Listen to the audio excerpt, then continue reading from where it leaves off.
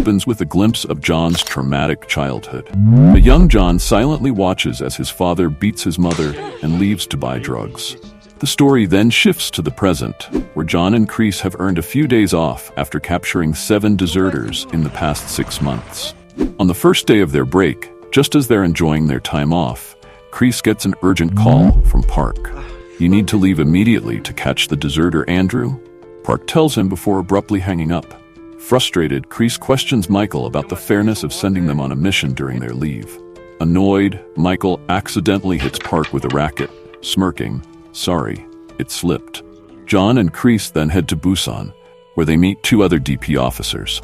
One of them gives them 2 addresses, one for Andrew's father and the other for his girlfriend. Officer Kim takes back Andrew's father's address, saying, "You go to the girlfriend's house. We'll handle the father's." Knowing how crucial the father's address is, John memorizes it and suggests they head there instead. A competitive spirit takes over as the teams race to catch Andrew first. John and Kreese arrive at Andrew's father's house and confront Andrew, who immediately tries to escape. This leads to a frantic chase and fight, eventually reaching the rooftop, where John and Andrew square off. Just as things escalate, Kreese's back gives out, and Andrew takes the opportunity to slip away. When Michael finds out Andrew escaped, he's furious and orders Park to recall his officers. Instead, Park tells John and Kreese to capture Andrew before the other team does. While investigating, they meet a woman who reveals, "I met Andrew through his girlfriend at a club. She's actually my friend." The duo learns that Andrew has worked at 22 different clubs, so they decide to visit each one to gather leads. In one club, they spot Moon, who seems to know Andrew. Instead of directly questioning her, Kreese suggests using a different approach. He presents John as the party host to charm her. After the club visit, Kreese tells John, Moon knows where Andrew is and will definitely meet him. The next morning, John gets a call from Moon asking for his help. He rushes to meet her. It turns out Moon needs money, so she introduces John as her cousin to the bar owner, pleading for money by claiming her uncle is seriously ill and she needs to give the money to her cousin. The bar owner, however, suspects the truth and retorts, "I know you need this money for Andrew. This trick won't work on me. If you want more money, start sleeping with customers." At this point, John intervenes, saying, "Your father called, he needs you," and quickly takes Moon outside. Angry, Moon confronts John, but he tells her, "You remind me of someone. That's why I'm helping you." He then calls Kreese, informing him, "I'm close to catching Andrew. Just send me some money." Kreese, who is with Andrew's father at the time, contacts Kim, saying, "If you want to catch Andrew, transfer some money to the account I provide."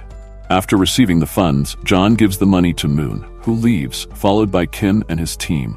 Moon eventually meets up with Andrew, who immediately asks her for money. She tells him to wait, but he refuses and tries to grab her bag. Just then, Kim and his team arrive to apprehend Andrew, but he fights them off. John soon arrives and unleashes his pent-up anger on Andrew, beating him severely. Seeing Moon reminded John of his mother, who used to give money to his father in a similar way. John takes out all his frustration on Andrew. However, Moon had anticipated this. She gave Andrew fake money and set him up to be captured. As for the real money, she had already taken it and left. Later, she calls John and says, "Don't hate me." In the end, it's Park's officers who manage to capture Andrew, and they refuse to hand him over to Michael, infuriating him further. Park calmly responds, "My officers caught him, so I'll decide what happens. If you want respect, you'll have to earn it." With that, Park walks away. Michael, still fuming, vents his anger on John and Kreese, but their conversation is cut short when Park returns with news. "John, your father is in the hospital," he informs them. The 4th episode begins with 2 soldiers.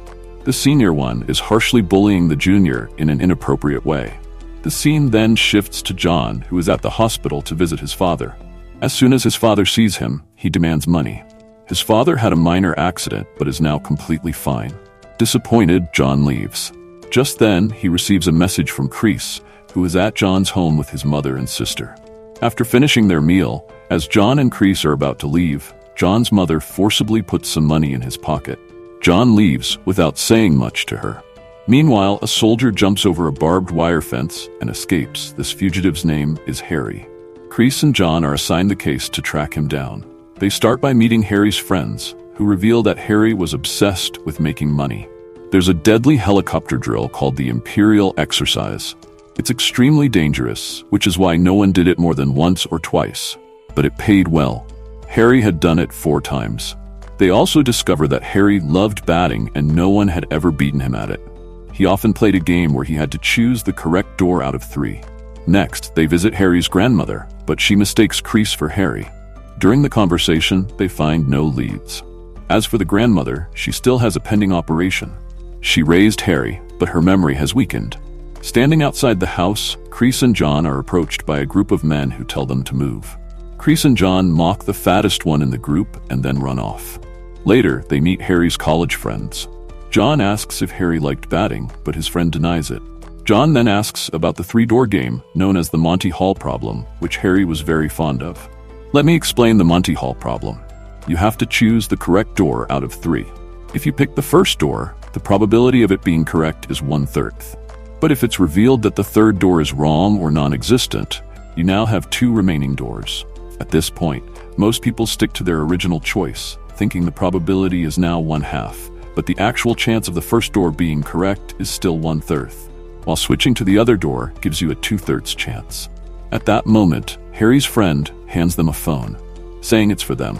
It turns out to be Harry's phone. Harry tells John, "Stop looking for me. I'll come back once I finish what I need to do."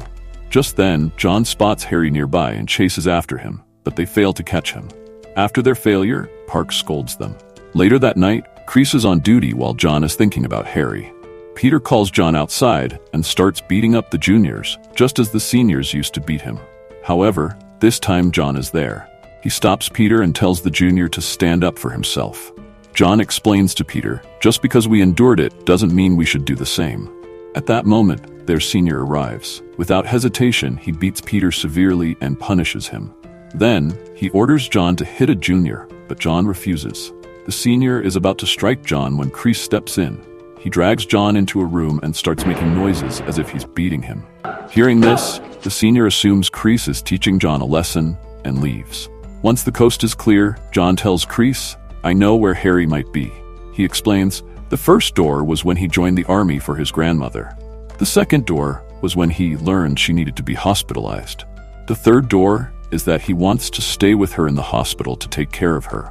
I know where to find him. Harry was helping with the demolition of some houses in his neighborhood, including his grandmother's. He needed money to get her admitted to the hospital, so he decided to work on tearing down his own house. This allowed him to earn money while staying close to his grandmother and caring for her. That's why he chose this path. After getting arrested, Harry goes to see his grandmother one last time, but she still confuses Kreese for Harry. Seeing her like this makes Harry cry. As they take him away, Kreese asks, "How much more time did you need?" Harry replies, "I would have come back after admitting my grandmother to the hospital in 2 months." Hearing this, Kreese lets him go, telling him, "Go and surrender in 2 months." John is surprised by this. Kreese then calls Park to inform him that Harry got away again. Park calmly says, "It's fine, come back." After hanging up, Park smiles, knowing that Kreese and John let Harry escape on purpose. Meanwhile, John calls his mother after a long time and has a long conversation with her. They also find out that Peter has run away, and it's clear why he made that decision.